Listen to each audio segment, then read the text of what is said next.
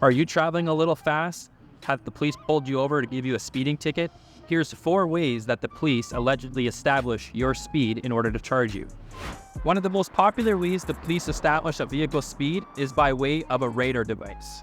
A radar device sends out radio signals in a broad spectrum range, and any vehicle can potentially send back a signal to its receiver.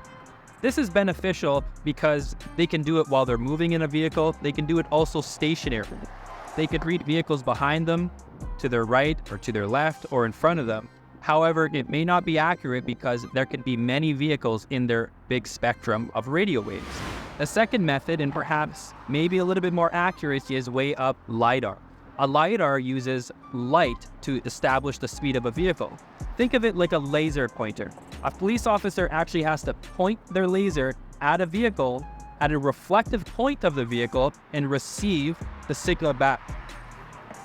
Now, of course, the device needs to be calibrated properly, and there has to be a person who actually knows how to use it properly for this to be efficient.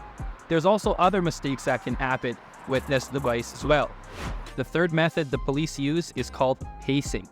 And what this means is that an officer may be driving, say, 100 kilometers on a highway, and they realize that the vehicle in front of them continues to make space between the officer and them.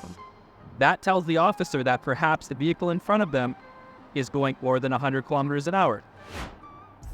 This method is also used in the rearview mirror when a police officer notices a vehicle catching up to them at a high speed. This might tell the officer that the vehicle catching up to them is speeding in order to do so.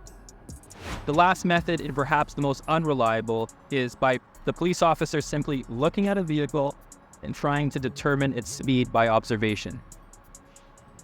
Believe it or not, police officers do use this in court, and sometimes it holds up. Now, all 4 of these methods have major flaws. And if you want to learn how to discredit these methods in a court of law, subscribe today and watch out for our next video.